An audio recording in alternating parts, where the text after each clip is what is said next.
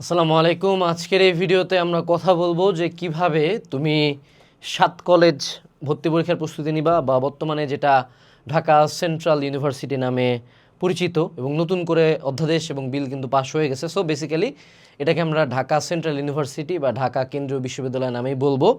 So এটার আন্ডারে মোটামুটি 7টার মতো কলেজ আছে যেগুলোর নাম তোমরা জানো। মেজরিটি অনলাইনে যারা এই 7 কলেজ ভর্তি পরীক্ষার প্রস্তুতি বানায় তারা প্রত্যেকে হলো এই কলেজগুলোর নাম বলে একবার, তারপর দেখবা যে সার্কুলারটা রিডিং পরে কোনটাতে কত মার্ক আসে এই দিয়ে তারপর বলে যে আমার কোর্সে আসো।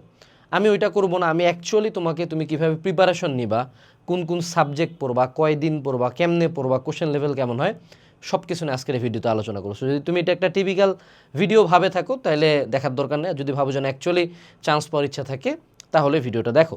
সো আমরা আজকে প্রথমে যেটা নিয়ে কথা বলবো সেটা হলো why Dhaka central university, why DCU. আগে যেটা বলা হইতো যে এটা আগে ঢাবি অ্যাফিলিয়েটেড ছিল, যার কারণে সার্টিফিকেটে ঢাবি ট্যাগটা থাকতো এবং এই কারণে ওটার একটু হাইপ ছিল। বাট বর্তমানে এটা সেপারেট একটা ইউনিভার্সিটি হয়ে গেছে, ঠিক আছে? এবং সেপারেট ইউনিভার্সিটি যেমন ধরো আমি তোমাকে একটু উদাহরণস্বরূপ বুঝাই। এই যে ঢাকার মধ্যে যে বিশ্ববিদ্যালয়গুলো আছে, জাহাঙ্গীরনগর, জগন্নাথ, শেরে বাংলা, তারপর ধরো মেডিকেলের মধ্যে সলিমুল্লাহ, সোহরাওয়ার্দী, মুগদা, ঢাকা মেডিকেল, এনিথিং যেটা ঢাকার মধ্যে সেটার হাইপ, সেটার ইম্পর্টেন্স, সেটা নিয়ে অ্যাকচুয়ালি মানে কথা বলাটাও বোকামি। ঢাকার মধ্যে মানে ঢাকার মধ্যে শেষ। মানে টোটাল অনেকে তোমাকে এই ভিডিও বলবে যে ডিসিইউ ভার্সেস ন্যাশনাল কোনটা বেটার না বেটার।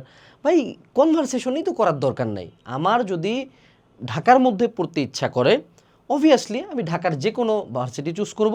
যেহেতু আমার প্রাইভেটে পড়ার মতো টাকা পয়সা নাই, নিঃসন্দেহে যদি আমার বাজেট কম থাকে এবং আমি একটা পাবলিক লেভেলের খরচে ঢাকার মধ্যে পড়তে চাই, তাহলে ঢাকা সেন্ট্রাল ইউনিভার্সিটি একদম চোখ বন্ধ করে আমার প্রথম চয়েস থাকবে, ঠিক আছে?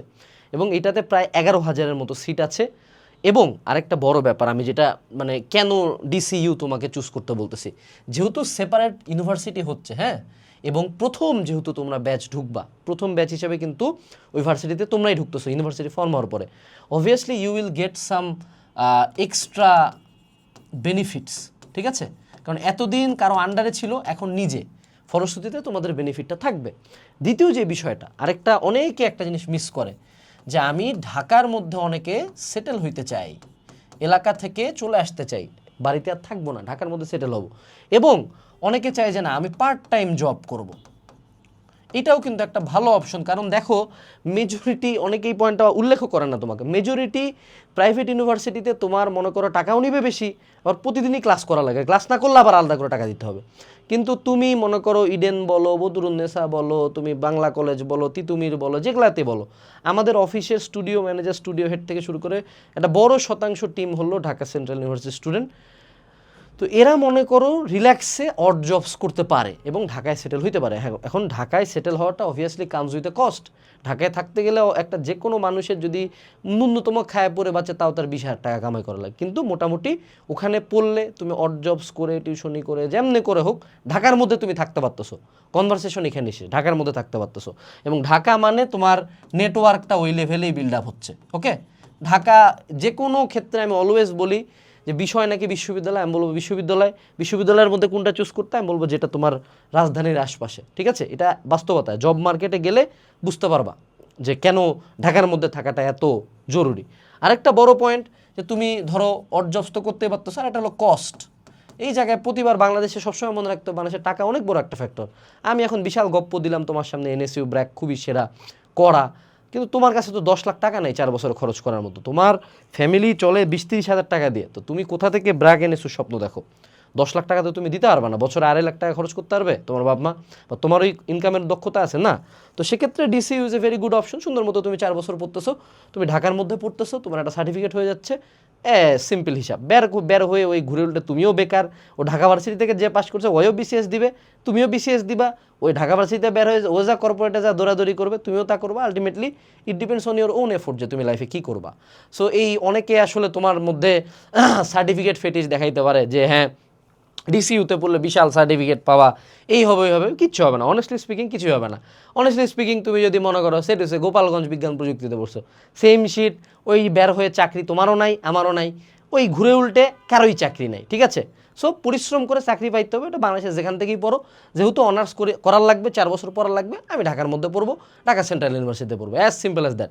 তোমাকে ফুলায় ফাপায় আমি একটা কোনো কিছুতে ঢুকাই দিলাম, এটাতে আমার কোনো লাভ নেই। ওকে, সো ঢাকা সেন্ট্রাল ইউনিভার্সিটি। এখন দেখো, যেহেতু ঢাকার মধ্যে এবছর একটা নতুন ইউনিভার্সিটি হচ্ছে, এটার হাইপ এবং কম্পিটিশন লেভেলটা আমাকে দেখতে হবে।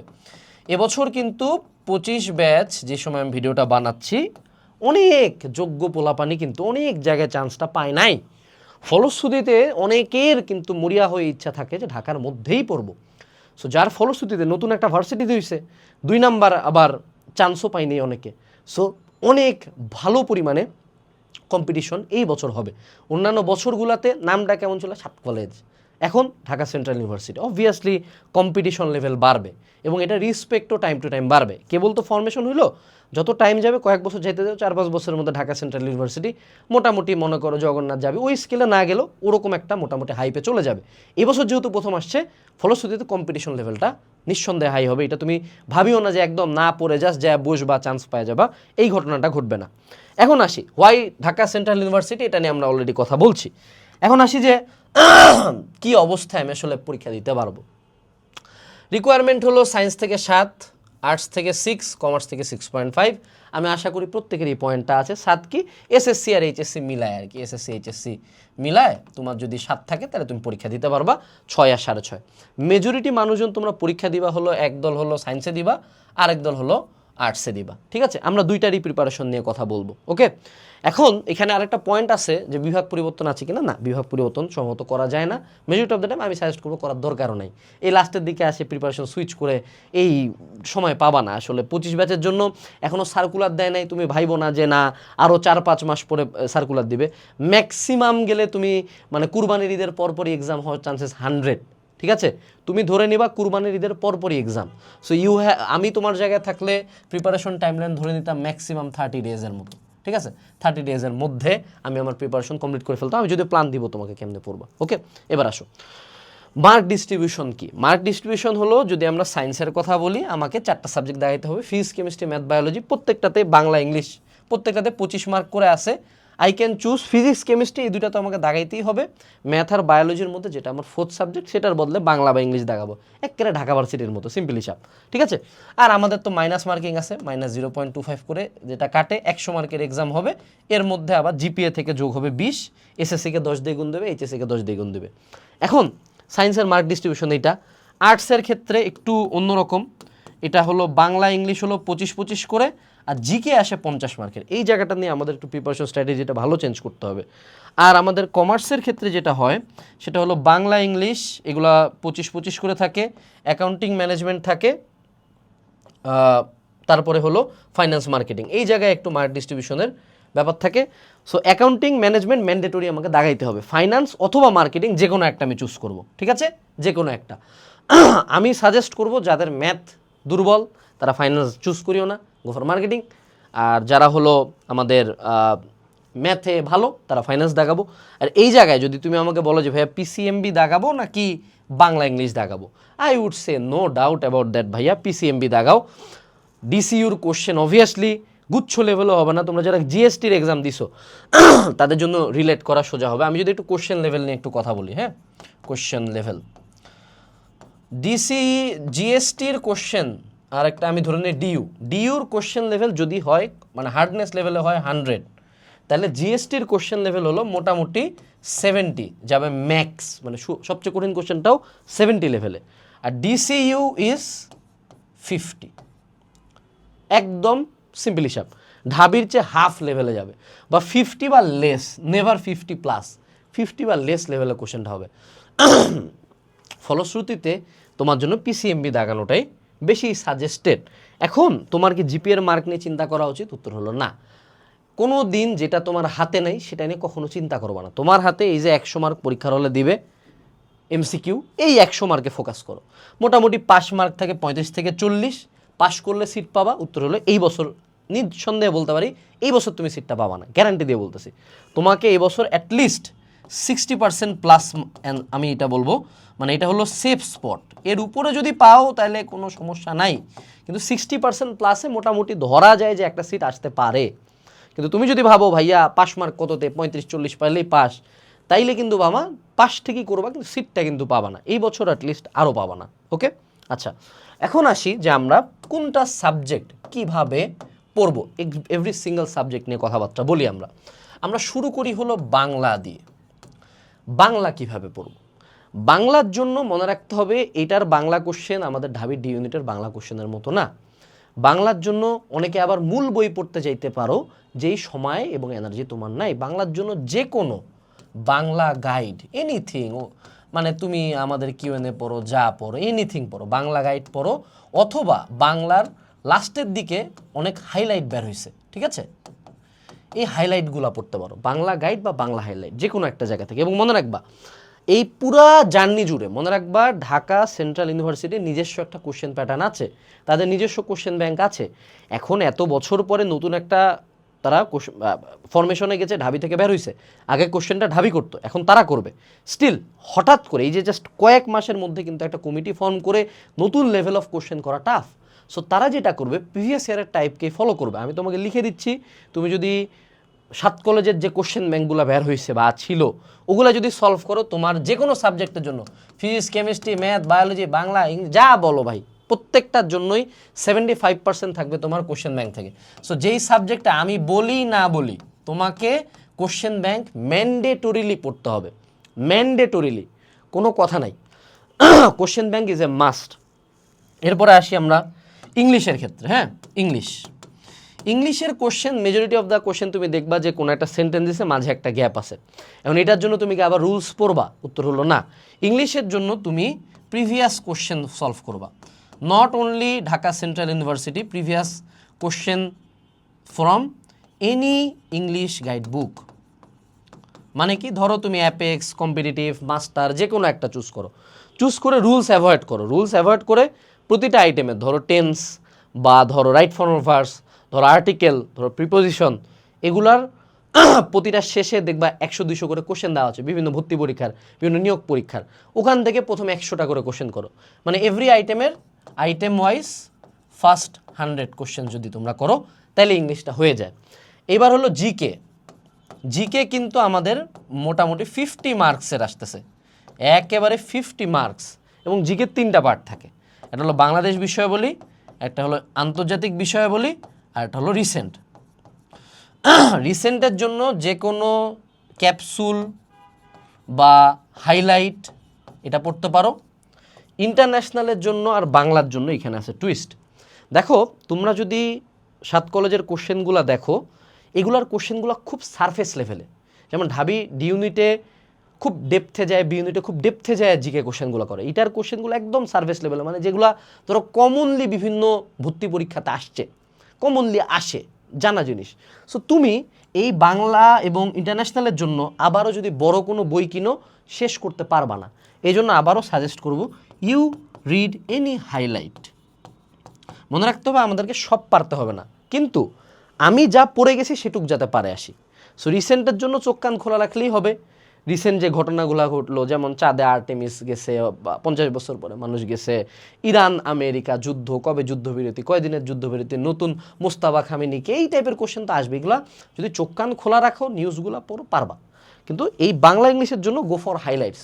মেক শিওর কম পড়ো, বাট যা পড়ো মনে রাখো, ঠিক আছে? ভুলভাল দাগে আসলে কিন্তু চান্সটা হবে না। এবার আসলো হলো আমাদের সায়েন্সের সাবজেক্টগুলো। ওকে, সায়েন্সের সাবজেক্ট তোরা আসলো প্রথমে ফিজিক্স।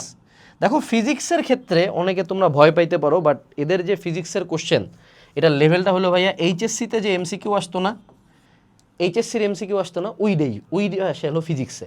জীবনে গুচ্ছের কাছাকাছিও কোশ্চেন যায় না। এই ফিজিক্সের এমসিকিউর জন্য তুমি যেটা করবা, তুমি যে ভার্সিটি এ ইউনিটের পড়াশোনা দিছো না, তুমি তো কোনো একটা বই থেকে পড়ছো, কিউএনএ পড়ো, জয়কলি পড়ো, যেখান থেকে তো পড়ছো, ওইটাই খেলে আরেকবার রিভাইজ দিয়ে যাও, আর কিচ্ছু করো না, নতুন কিচ্ছু করার দরকার নেই। এবং মনে রাখতে হবে ডিসিউর কোশ্চেন ব্যাংক তোমাকে ম্যান্ডেটরিলি সলভ করতে হবে। এ পর্যায়ে পর্যন্ত যারা আমার ভিডিও দেখছো, হ্যাঁ, তাদেরকে একটা ভালো সলিউশন দেখাই।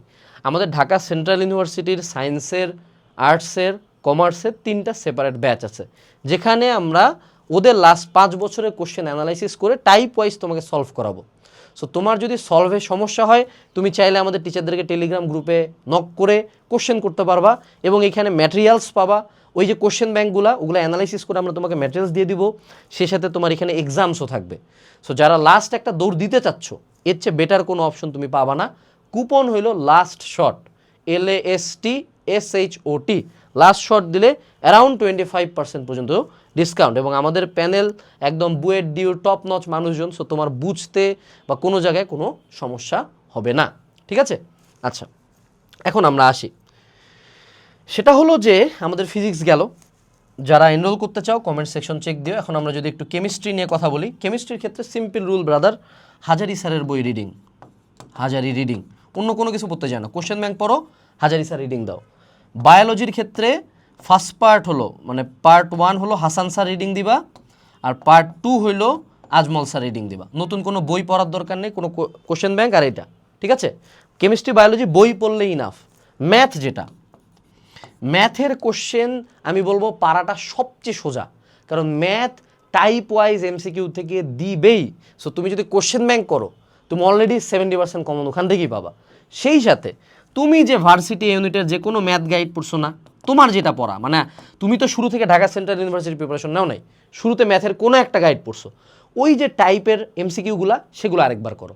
মনে রাখবা ফিজিক্স আর ম্যাথ, কেমিস্ট্রি বা আর বায়োলজি তো হলো মুখস্থের উপর, কিন্তু ফিজিক্স আর math is all about practice. So অবশ্যই লাস্টের দিকে আসে এমসিকিউ সলভিং করিও, প্রচুর পরিমাণে এমসিকিউ সলভিং করবা, যত বেশি পারবা এমসিকিউ সলভ করবা তত তোমার জন্য বেটার। এখন আমাদের কিছু সাবজেক্ট তো বাকি আছে, এই যে আমাদের কমার্সের সাবজেক্টগুলো অ্যাকাউন্টিং, ম্যানেজমেন্ট, ফাইন্যান্স আর মার্কেটিং। দেখো ম্যানেজমেন্ট আর মার্কেটিং এই দুইটার ক্ষেত্রেও আবারও আমি বলবো দাগানো বইতে ফিরে যাও, অথবা তুমি যদি কোনো গাইডও পড়তে চাও পড়তে পারো, বাট দাগানো বই মোর দেন ইনাফ। অ্যাকাউন্টিং এবং ফাইন্যান্স এই দুইটা হলো প্রচণ্ড শর্টকাট বেস্ট, কারণ তোমরা যে জাবেদা, আর্থিক বিবরণী, নগদান, হ্যান ত্যান, তারপর রেওয়া মিল যা করছো, এত বড় বড় জিনিস একটাও দিবে না পরীক্ষার হলে, একটাও দিবে না। সো এগুলোর জন্য শর্টকাট জানার জন্য যে কোনো অ্যাডমিশন গাইড, তুমি যেই অ্যাডমিশন গাইড থেকে পড়ছো তোমার ব্যাপার, যে কোনো একটা অ্যাডমিশন গাইড থেকে এই দুইটা সাবজেক্ট যদি তুমি পড়ে ফেলো আর সাথে ওদের কোশ্চেন ব্যাংক করো, ইউর প্রিপারেশন ইজ ডান, ঠিক আছে? সো মূল গেমটা হলো ওদের কোশ্চেন ব্যাংকটা দেখা, কারণ ওরা ওদের কোশ্চেন ব্যাংক থেকে তুলবে। ওর হ্যাঁ টাফ থাকবে, কম্পিটিশন থাকবে, বাট মনে রাখতে হবে কোশ্চেন লেভেল কি ভাই 50। সো তোমাকে ভাইয়া আরেকটা জিনিস কাল্টিভেট করতে হবে, সেটা হলো কনফিডেন্স। এখন ধরো কোথাও চান্স পাও নাই তাই বলে ডিসিউতেও পাবো না, এটা তো হয় না ভাই। মানে অলরেডি গুচ্ছেরও রেজাল্ট দিয়ে দিচ্ছে, ততদিনে সবাই ভর্তি হয়ে গেছে, মানে তোমার যাদের সাথে কম্পিটিশন করতে হবে, যেগুলা মনে করো মাথালা একটু ছিল, ওরা সব গন কেস। এখন যেগুলা আছো তোমরা মনে করো কেউই কোথাও পাও নাই। এই জায়গায় আমি ডিসিউর ক্ষেত্রে লাস্ট একটা পয়েন্ট এখানে তোমাদের অ্যাড করতে চাই, সেটা হলো যে ধরো তুমি কোথাও চান্স পাও নাই এবং তুমি যাদের সাথে ডিসিউতে কম্পিট করবা আগামী 30 দিন, হয়তো তুমি কোর্স করতেছো, বই পড়তেছো, যা করতেছো সমস্যা নাই, 30 দিন 60 দিন যে হোক, তুমি যাদের সাথে কম্পিট করবা এরাও কোথাও চান্স পায় না। তো যখন একটা মানুষ এতগুলা জায়গায় চান্স পায় না, স্বাভাবিকভাবে একটা মেন্টাল টোল পড়ে তার উপর। প্রতি বছর ডিসিউতে লাস্টে এক্সামই হয় মেজরিটি অফ দ্য টাইম, এবং যারা পরীক্ষা দেয় তারা কোথাও চান্স না পাওয়াই মেজরিটি, শুধু সেপারেটলি ডিসিউর জন্য পরে এরকম মানুষ খুব কম। তো যখন দুইটা ডিপ্রেসড মানুষের মধ্যে কম্পিটিশন হয় না, এও চান্স পায় না এও চান্স পায় না, এখন একজনকে ডিসিউতে চুজ করতে হবে। সো দুইটা ডিপ্রেসড মানুষের মধ্যে কম্পিটিশন হইলে এদের মধ্যে একজন থাকে যে এই ডিপ্রেশনটা সত্ত্বেও পড়তে বসে। মানে ইটস নট লাইক দ্যাট যে তুমি যেমন অ্যাডমিশন সিজনটা শুরু করছিলে যে হাই এনার্জিতে তুমি ডিসিইউ বা 7 কলেজের জন্য ওই হাই এনার্জিতে পড়াশোনা করবা, এটা কখনোই হবে না। যে যত হাইপ দেখে আমি জানি, আমি রিয়ালিটিটা বুঝি, তোমার বই দেখলেও বমি লাগে এবং তোমার বাসায় উঠতে বসতে তোমাকে কন্টিনিউয়াস খোটা দেওয়া হচ্ছে এবং হবে। এই টর্চার থেকে বাঁচার জন্য আসলে ঢাকায় চলে আসা উচিত, কিন্তু মনে রাখতে হবে তুমি যদি ফিলের উপর থাকো যে ফিল করে পড়বো, ভাল লাগলে তখন পড়তে বসবো, তাহলে এক ফোঁটাও পড়া হবে না, এক ফোঁটাও পড়া হবে না। কিন্তু তুমি যদি খারাপ লাগা সত্ত্বেও টেবিলে বসে কাঁদতেছো, টেবিলে বসে পড়তেছো, তাহলে আউটপুটটা তুমি পাবা, ঠিক আছে? সো ডিসিউর জন্য বেস্ট অফ লাক, অলওয়েজই বলবো বেস্ট অফ লাক। দেখো তুমি কোথাও চান্স পাও নাই, এটার জন্য তুমি চাইলে প্রতিদিন বসে কাঁদতে পারো, তুমি চাইলে আমার কাছে সিম্প্যাথি চাইতে পারো, তুমি চাইলে আমি তোমাকে ন্যাশনাল এবং ডিসিইউ নিয়ে খুব হাইপে তুলতে পারি যে হ্যাঁ তাও তো জীবন শেষ হয় না, বাট এটাতে লাভ হবে না। পেইন যেটা ভিতরে যে আগুনটা জ্বলতেছে, যে কষ্টটা, এই কষ্টটা থাকবেই, অনেক দিন থাকবে, এটার কোনো ইনস্ট্যান্ট রিমেডি নাই।